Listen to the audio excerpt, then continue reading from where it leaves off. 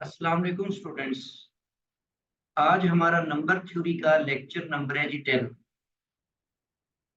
पिछले लेक्चर के अंदर हमने कुछ इंपॉर्टेंट नंबर थ्योरी के अंदर नंबर्स देखे थे, जैसे फॉर्मेट नंबर था, मेर्सेने नंबर था। तो आज हम नंबर थ्योरी में कुछ इंपॉर्टेंट फंक्शंस को देखने जा रहे हैं। इन फंक्शंस को हम अरिथमेटिकल फंक्शंस का नाम देते हैं या नंबर थ्योरेटिक फंक्शंस का नाम देते हैं। तो इन इन फंक्शंस की टू कैटेगरीज है, मल्टीप्लिकेटिव फंक्शंस और एडिटिव फंक्शंस। तो स्टार्ट करते हैं जी आज का लेक्चर हम। जी फर्स्ट ऑफ ऑल हमारे पास डेफिनेशन है जी अरिथमेटिकल फंक्शन की। इसको डिफाइन करते हैं हम। A function f from set of natural numbers to set of natural number is called arithmetical function or number theoretic function। मतलब कोई भी आपने फंक्शन डिफाइन करना है, जैसे रियल एनालिसिस के अंदर या फिर हम कैलकुलस में जो फंक्शन डिफाइन करते हैं उसको यूं डिफाइन करते थे, from set of real numbers to set of real numbers. लेकिन यहाँ पर इस तरह सीक्वेंस को हम डिफाइन करते थे। एक ऐसा फंक्शन होता है सीक्वेंस जो set of natural numbers to set of real numbers होता है। लेकिन यहाँ पर जो फंक्शन मैं डिफाइन करने जा रहा हूँ उसमें जो कोडोमेन और डोमेन और ये वाले दोनों सेट्स जो होते हैं ये सेट ऑफ नेचुरल नंबर्स हम लेते हैं। तो ऐसे फंक्शंस को हम नंबर थ्योरेटिक फंक्शंस का नाम देते हैं। तो नंबर थ्योरी के हवाले से ये वेरी इंपॉर्टेंट है, अदर सब्जेक्ट्स के अंदर भी यूज होते हैं। तो इसकी दो कैटेगरीज हैं या दो टाइप्स में हम इनको डिवाइड करते हैं। फर्स्ट कैटेगरी है मल्टीप्लिकेटिव फंक्शंस। इसको हम यूं डिफाइन करते हैं जी, a function f from set of natural number to set of natural number is called multiplicative function if f of mn f of mn into is equal to f of m into f of n। यहाँ पर जो m और n है ये हमारे पास natural numbers हैं, और दूसरी कंडीशन इन नंबर्स के ऊपर जो हम नंबर्स इनपुट कर रहे हैं, दूसरी कंडीशन उन पर ये है कि दोनों रिलेटिव प्राइम हो, मतलब उनका जो जीसीडी है वो 1 के बराबर होना चाहिए। तो मिसाल मैं यहाँ पर ले लेता हूँ कि जैसे एक एग्जांपल है, मेरे पास एक फंक्शन मैंने डिफाइन किया है f of n is equal to 2n है। अब यहाँ पर इसको हम राइट कर सकते हैं कि f ऑफ mn अगर हम यहाँ पर लेते हैं तो ये बन जाएगा 2 और n को रिप्लेस हम कर देते हैं जी mn के साथ। अब it can not be written as 2m and 2n, तो इसको हम इस तरह से राइट तो नहीं कर सकते। तो इसका मतलब है कि ये जो फंक्शन है f of n is equal to 2n, ये मल्टीप्लिकेटिव फंक्शन नहीं है। इसके बजाय अगर मैं फंक्शन ले लेता हूँ G f of n is equal to n के बराबर, ये वाला फंक्शन जो है ये मल्टीप्लिकेटिव फंक्शन है, because if n is replaced with m and n, then on right hand sides also n is replaced by m and n, sorry mn। तो यहाँ पर जो m है इसको हम राइट कर सकते हैं, ऊपर आइडेंटिटी फंक्शन दिया हुआ है तो इसको आप f ऑफ m और f ऑफ n राइट करेंगे। तो इट मींस ये वाला जो फंक्शन है ये आपके पास मल्टीप्लिकेटिव फंक्शन की एग्जांपल है। मजीद इसकी कुछ एग्जांपल्स हम आगे डिस्कस करते हैं। एडिटिव फंक्शन क्या होता है? A function f from set of natural numbers to set of natural number is called additive function if f of m plus n is equal to f of m plus f of n। इसका मतलब है कि जो multiplicative function है वो multiplication को preserve करता है, और जो एडिटिव फंक्शन है वो एडिशन को प्रिजर्व करता है। जी इनकी एग्जांपल्स मजीद हम देखते हैं। जैसे हमारे पास यहाँ पर f of n is equal to 3n है, f of n is equal to n square है, f of n is equal to n factorial है।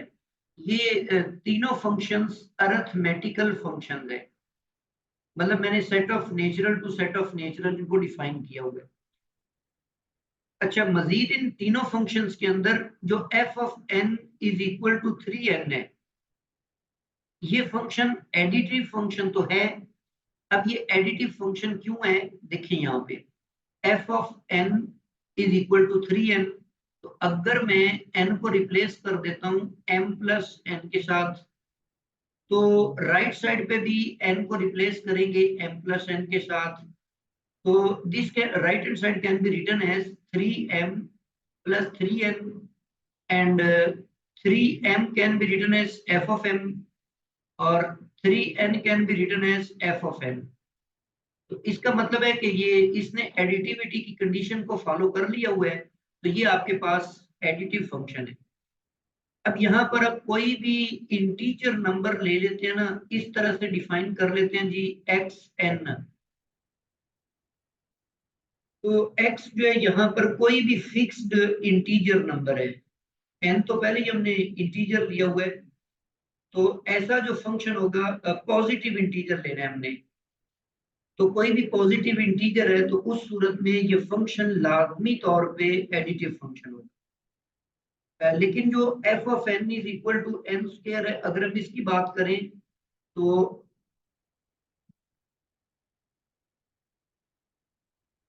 f of n is equal to n square है, तो इसमें m plus n से अगर हम इसको रिप्लेस करते हैं m प्लस n, तो राइट हैंड साइड पे m प्लस n और इसका स्क्वायर करेंगे।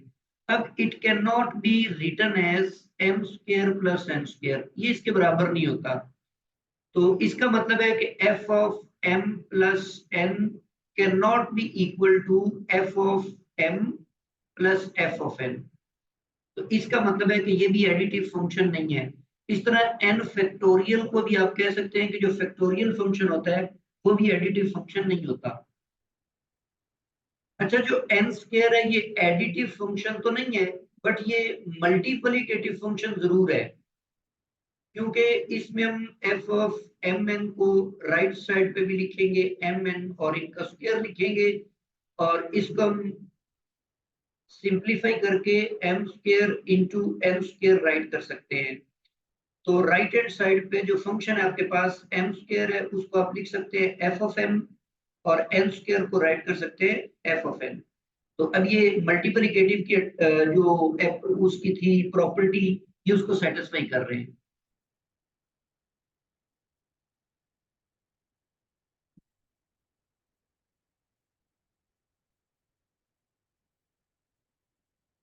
नेक्स्ट हमारे पास वेरी वेरी वेरी इंपॉर्टेंट एक फंक्शन की टाइप है डिवाइजर फंक्शन।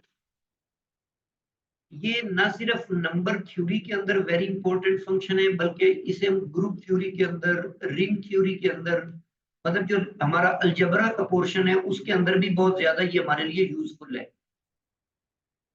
तो a function d from set of natural number to set of natural number is called divisor function, defined by d of n is equal to number of positive divisors of n। मिसाल के तौर पे d को मैं apply करता हूं 12 के ऊपर। अब ये जो n है 12 है, तो इसके जितने भी डिवाइजर्स हैं उनकी तादाद आपने बतानी है। अब 12 के जो डिवाइजर्स हैं, 1 इसका डिवाइजर है, 2 इसका डिवाइजर है, 3 इसका डिवाइजर है, 4 इसका डिवाइजर है, 6 भी इसका डिवाइजर और 12 इटसेल्फ। तो 1 2 3 4 5 6, तो यहाँ पर d ऑफ 12 जो है वो 6 के बराबर आ जाएगा। तो ये जो डिवाइजर फंक्शन होता है ये बेसिकली किसी इंटीजर को मैप करवाता है उसके जो डिवाइजर्स हैं उनकी तादाद के ऊपर। It is also denoted by tau. तो डिफरेंट बुक्स के अंदर इसकी टर्मिनोलॉजीज डिफरेंट है, इसको हम डी से भी डिनोट करते हैं और टॉ से भी डिनोट करते हैं। अच्छा, अब यहाँ पे वेरी इंपॉर्टेंट इसका ये मैथमेटिकली राइट करने का मेथड इसका है कि D of N is equal to summation हमने 1 पे अप्लाई किया हुआ है। अब सुमेशन 1 पे कैसे अप्लाई किया हुआ है कि डी डिवाइड्स एन, हर उस डी के लिए आपने 1 चूज करना है जो कि n को डिवाइड कर रहा हो। जैसे यहाँ पर 12 को डिवाइड करने वाले 1 है, इसके लिए 1 यूज कर रहे हैं, 2 है इसके लिए 1 यूज कर रहे हैं, 3 एक डिवाइजर है, 4 एक डिवाइजर है, 6 एक डिवाइजर है और 12 एक डिवाइजर है। तो इनका सम जो है वो आपके पास 6 के इक्वल आ जाएगा। तो d of 12 is equal to 6। Next example है हमारे पास कि डिवाइजर ऑफ 8 के जो डिवाइजर हैं 1 2 4 8, तो इसके 4 डिवाइजर हैं, तो d of 8 is equal to 4। Similarly 12 के डिवाइजर्स को हम देख चुके हैं। और यहाँ पर बड़ी अहम बात यह है कि अगर आपके पास एक प्राइम नंबर है, जैसे मिसाल के तौर पे आपको 5 दे दिया हुआ है, तो 5 के दो डिवाइजर्स हैं, एक तो 1 है और दूसरा 5 इटसेल्फ है। इसका मतलब है कि अगर हम डिवाइजर फंक्शन को 5 के ऊपर अप्लाई करेंगे तो इसके चूंकि दो डिवाइजर है तो 1 + 1 दैट इज इक्वल टू 2 आ जाएगा। तो इस तरह कोई भी आपके पास प्राइम नंबर आ जाता है, जैसे p कोई भी प्राइम नंबर है, तो अब इस p प्राइम के दो डिवाइजर्स होंगे, एक तो 1 है और एक p इटसेल्फ है, तो इसके चूंकि 2 डिवाइजर्स हैं इसीलिए इसकी वैल्यू जो है वो 2 आ जाएगी। तो यहाँ पर ये बात लिखी हुई है कि अगर p आपके पास एक प्राइम नंबर है तो d ऑफ p हमेशा 2 होगा, क्योंकि divisors of p are 1 and p itself. तो p के चूंकि 2 डिवाइजर्स होते हैं इसीलिए आपने इसको 2 राइट कर दिया है। इसी तरह अगर आप पी स्क्वायर की बात करें, अब पी स्क्वायर के जो डिवाइजर्स हैं वो 3 हैं, एक तो 1 है, दूसरे पी को डिवाइड कर रहा है, तीसरे इसको पी स्क्वायर डिवाइड कर रहा है, तो इसका मतलब है इसके जो टोटल डिवाइजर्स हैं वो 3 हैं। तो इसीलिए किसी प्राइम का अगर स्क्वायर हमारे पास आ जाए तो प्राइम के स्क्वायर के डिवाइजर्स की तादाद हमेशा 3 होगी। इसी तरह अगर अगर प्राइम का क्यूब आ जाता हो तो इसके फिर 4 आपके पास डिवाइजर्स आ जाएंगे। तो ये एक आसान सा ट्रिक है हमारे पास कि अगर आपके पास एक प्राइम नंबर है और उसकी पावर आप के ले रहे हैं तो उसके जो नंबर ऑफ डिवाइजर्स हैं, जितनी उसकी पावर होगी उससे एक ज्यादा उसके डिवाइजर्स होंगे। तो divisors of p raise to power k is equal to k plus 1। तो divisors of p raise to power k, यहाँ पर 3 नहीं है, ये मिस्टेक है। तो इसके जो डिवाइजर्स हैं p raise to power k के, वो आपके पास टोटल k प्लस 1 होंगे।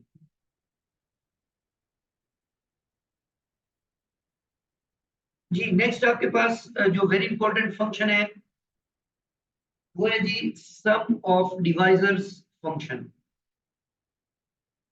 अगर एक फंक्शन है जिसको हमने यहाँ पर ये डी भी नहीं लिखा हुआ, ये मिस प्रिंटिंग है, यहाँ पर आपने सिग्मा राइट करना है, तो इस फंक्शन को हम सिग्मा से डिनोट करते हैं। A function sigma from n to n is called divisor function. Sorry, यहाँ पर भी सम ऑफ डिवाइजर फंक्शन। इसको डिफाइन हम यू करते हैं कि यहाँ पर भी इसको मैं दोबारा लिख देता हूँ, यहाँ पे सम ऑफ ऑल, ये यहाँ पर ये सही नहीं लिखा हुआ, यहाँ पर ये एडिट करने में थोड़ी सी मिस्टेक हुई है। तो यहाँ पर sum of all positive divisors of N,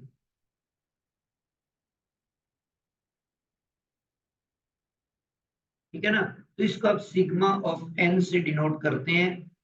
और मैथमेटिकली आप इसको यूं लिखेंगे कि सिग्मा ऑफ एन का मतलब है सम ऑफ ऑल डिवाइजर्स, ठीक है ना।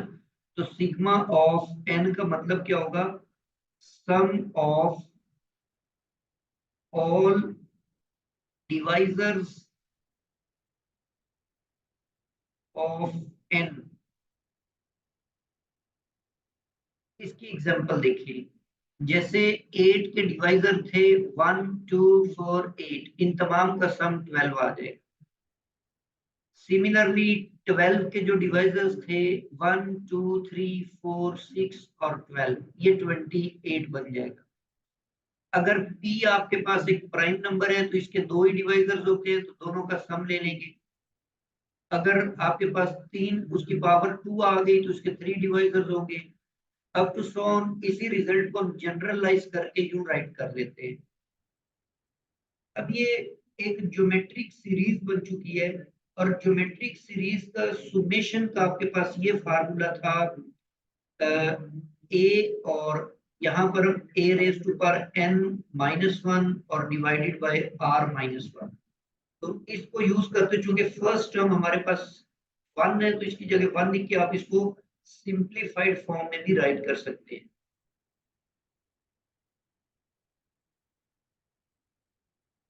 जी, अब हमारे पास इनसे रिलेटेड कुछ वेरी इंपॉर्टेंट रिजल्ट्स हैं। ये दोनों फंक्शंस जो हैं, डिवाइजर फंक्शन और सम ऑफ डिवाइजर फंक्शन, ये दोनों की जो नेचर है वो मल्टीप्लिकेटिव फंक्शन, ये एडिटिव फंक्शंस नहीं होते बल्कि ये मल्टीप्लिकेटिव फंक्शंस होते हैं।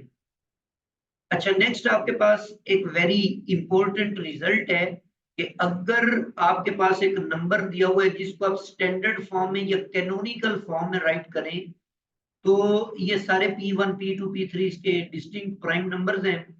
तो उस सूरत में अगर आप डिवाइजर्स की तादाद निकालना चाहते हैं तो ये फार्मूला होगा। इसको एक मिसाल से हम समझने की कोशिश करते हैं कि जैसे एक सवाल दिया हुआ है कि number of divisors of 180 are. आगे कोई आपको ऑप्शंस दे दी जाती हैं, कुछ ए ऑप्शन है, कोई बी ऑप्शन है, कोई सी ऑप्शन है। तो इसके नंबर ऑफ डिवाइसेस निकालने के लिए सबसे पहले हम इसको स्टैंडर्ड फॉर्म में राइट करते हैं। तो 180 को डिवाइड करें आप, फैक्टराइजेशन करें इसकी, तो 290 होगा, 245 होगा, और 3 1 इज द 3 और 3 5 is the 15, 3 5 is the 15 or 5 1 is the 5.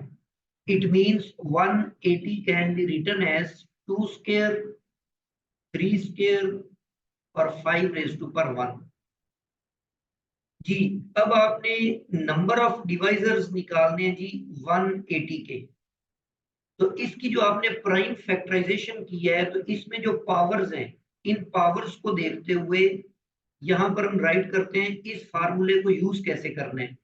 First power इसकी 2 है, इसमें 1 ऐड कर देंगे। सेकंड पावर भी 2 है, उसमें 1 ऐड कर देंगे। और थर्ड पावर जो 1 है उसमें भी 1 ऐड करेंगे। तो ये आपके पास कितना बन जाएगा, 3, और ये भी 3 होगा और ये 2 होगा। तो 2 3 6 3 18। तो टोटल 180 के जो डिवाइजर्स हैं उनकी तादाद जो है वो 18 है। सिमिलरली नेक्स्ट आपके पास है जी सम ऑफ डिवाइजर्स। तो ये भी वेरी इंटरेस्टिंग फार्मूला है। तो इसको भी मैं इसी एग्जांपल जो 180 है इसके तमाम डिवाइजर्स का सम निकालता हूँ। अच्छा, ये हमारे लिए शॉर्ट ट्रिक्स हैं डिवाइजर्स और सम ऑफ डिवाइजर्स निकालने के, क्योंकि जैसे अब 180 है इसके तो 18 डिवाइजर्स हैं। तो अब हम सारे कैसे मालूम करें, इसी तरह इन तमाम का सम कैसे हम फाइंड करें। तो ये हमारे पास शॉर्ट ट्रिक्स हैं, ये जो फंक्शंस प्रॉपर्टीज यहाँ पर दी हुई है। तो जैसे अभी हमें इनका सम निकालता हूँ 180 के डिवाइजर्स का। अब आपने करना ये है कि फर्स्ट प्राइम नंबर लेना है। तो फर्स्ट प्राइम नंबर है जी 2, इसकी पावर में एक का इजाफा कर देना है, 2 + 1, और इसमें से एक माइनस कर देना है। बटे के नीचे आप लिखेंगे वही प्राइम -1। नेक्स्ट आपके पास जो प्राइम है वो 3 है, और 3 की पावर में भी एक इजाफा कर देंगे, -1 करेंगे, बटे के नीचे यही चीज लिख देंगे। लास्ट आपके पास जो प्राइम है वो 5 है, 5 की पावर में एक इंक्रीज कर देंगे, -1 करेंगे और 5 -1 लिख देंगे। ये बन जाएगा 8 -1, 2⁻3 8 होता है, 8 -1 7 होगा, नीचे 1 लिखेंगे। और इसी तरह 3⁻3 27 होता है, 27 के बजाय -1 करके 26 लिखेंगे और यहाँ पे 2 आ जाएगा। 5 का स्क्वायर 25 होता है, -1 करेंगे तो 24 आ जाएगा, नीचे 5 -1 करेंगे तो 4 आ जाएगा। इनको डिवाइड करके आप लिखेंगे 7 13 और 6। इन तीनों को आपस में मल्टीप्लाई कर दें तो ये आपके पास 180 के डिवाइजर्स का सम निकल आए। इसी तरह जैसे मैंने वो प्रीवियस स्लाइड पे आपको बताया था कि प्राइम नंबर की अगर कोई पावर आ जाती है तो फिर आप उसको शॉर्टकट वे ये वाला इस्तेमाल करेंगे। जैसे मिसाल के तौर पे हमारे पास ये है कि आपने सम ऑफ डिवाइजर्स निकालना है जी 125 का। अब 125 को आप यूं लिखेंगे कि 5 का क्यूब।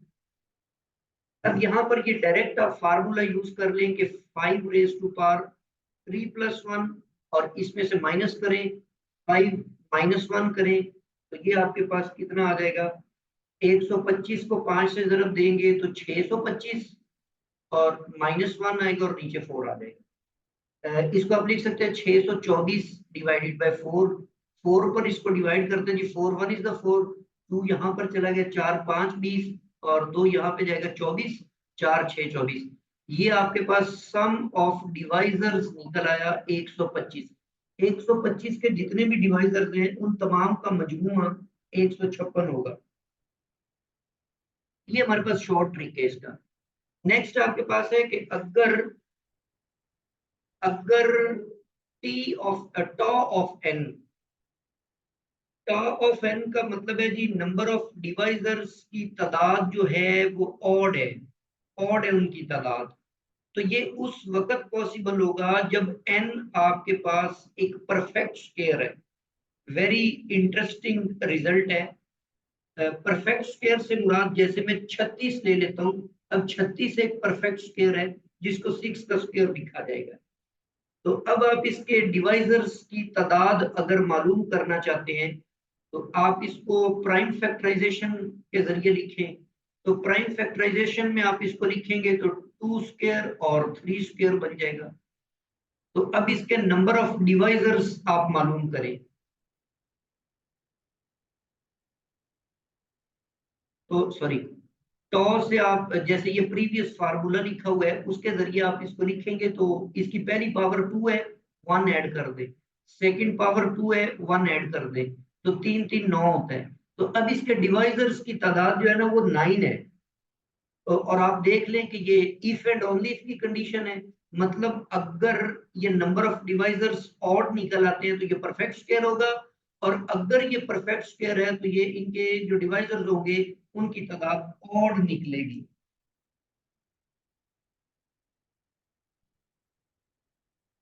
ये सिमिलरली जो आपके पास सम ऑफ डिवाइजर वाला फंक्शन है, अगर ये ऑड आ जाता है, इसके ऑड आने का मतलब ये है कि या तो n परफेक्ट स्क्वायर होगा, लेकिन अगर वो परफेक्ट स्क्वायर नहीं है तो फिर वो ट्वाइस अ परफेक्ट स्क्वायर होगा। मतलब कहने का ये है कि अगर आपके पास सिग्मा ऑफ n अगर ये ऑड नंबर आ जाता है तो इसका मतलब है कि n की शक्ल या तो ऐसी होगी परफेक्ट स्क्वायर या फिर दूसरी सूरत में आप इसको यूं लिखेंगे कि ये डबल ऑफ परफेक्ट स्क्वायर है। तो इसको भी आप जैसे मैंने प्रीवियस आपको एग्जांपल दी है इसकी भी आपको एग्जांपल लेकर इसको वेरीफाई करके देख सकते हैं इस रिजल्ट। जी, नेक्स्ट हमारे पास एक और वेरी इंपॉर्टेंट रिजल्ट है। ये जो पाई की शेप में आपको ये शक्ल नजर आ रही है इसको बोलते हैं कैपिटल पाई। ये जो कैपिटल पाई है ये प्रोडक्ट को इंडिकेट करता है। जैसे ये सिग्मा होता है ना, कैपिटल सिग्मा, ये सम को इंडिकेट करता है। इसी तरह ये जो कैपिटल पाई होता है ये प्रोडक्ट को इंडिकेट करता है।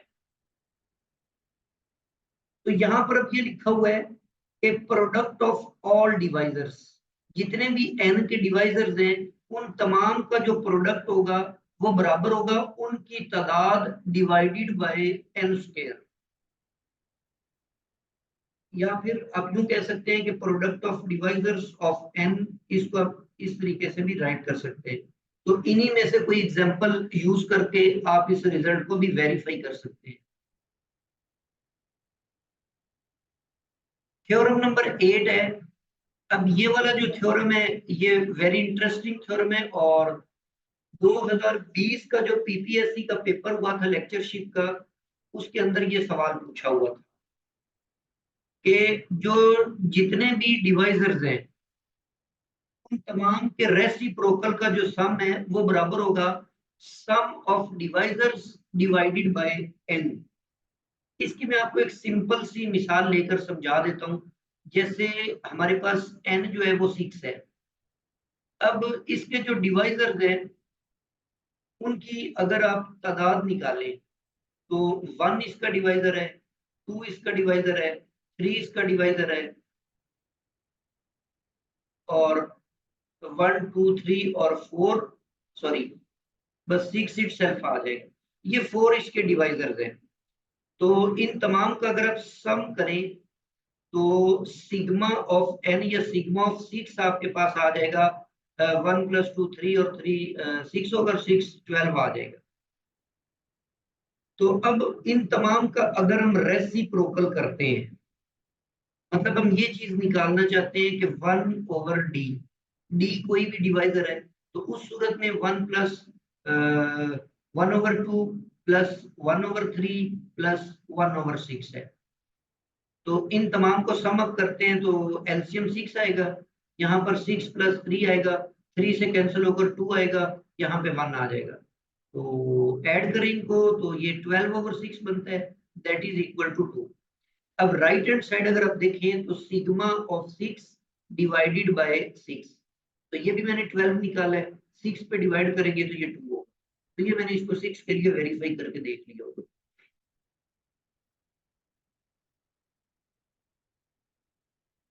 जी नेक्स्ट हमारे पास एक और वेरी इंटरेस्टिंग रिजल्ट है, let n be a square free integers having r prime factors, then tau of n is equal to 2 raised to power r। क्या मतलब है इसका, देखिए मिसाल मैं ये ले लेता हूं। जैसे मिसाल के तौर पर n आपके पास 30 है, 30 जो है इसकी अगर प्राइम फैक्टराइजेशन की जाए तो इसमें 2 आएगा, 3 आएगा और 5 आ जाएगा। तो अब आप देखें कि जितने भी प्राइम है वो सारों के ऊपर स्क्वायर नहीं है, 2 के ऊपर स्क्वायर नहीं है, 3 पे स्क्वायर नहीं है, 5। तो ये अब आप इसको स्टार्ट से दोबारा स्टेटमेंट को पढ़ें, N be a square free integer, मतलब उसमें जितनी भी प्राइम फैक्टराइजेशन में इंटीजर्स आएंगे उनमें स्क्वायर कोई नहीं होगा। और हैविंग आर प्राइम फैक्टर्स, इसमें 3 प्राइम फैक्टर्स हैं, मतलब यहाँ पर आर की वैल्यू 3 है। तो अब अगर क्या करें हम, टॉ ऑफ एन, मतलब इसके डिवाइजर्स की तादाद निकालें, तो 30 के जो डिवाइजर्स हैं उनकी तादाद निकालने के लिए इन सब के ऊपर चूंकि पावर 1 है, 2 की पावर 1 है, 3 की पावर 1 है, 5 की पावर 1 है, तो वही प्रीवियस फार्मूला यूज करते हुए आप पावर्स को एक एक इंक्रीज करके आपस में मल्टीप्लाई कर दें तो ये 8 बनता है। और 8 को आप राइट कर सकते हैं 2⁻3, और 3 जो है ये बेसिकली r है, तो 2⁻r। तो ये रिजल्ट हमने इसके लिए n = 30 के लिए वेरीफाई कर लिया। लेकिन याद रखें ये तब पॉसिबल होगा जब आपने क्या करना है जी, इंटीजर ऐसा चूज करना है जिसमें तमाम फैक्टर्स जो हैं वो स्क्वायर फ्री होंगे। सिमिलरली परफेक्ट नंबर्स को हम पिछले लेक्चर के अंदर स्टडी कर चुके हैं कि ऐसे नंबर्स होते हैं जिनके तमाम डिवाइजर्स का जो सम होता है वो उनके अपने आप के बराबर आ जाता है।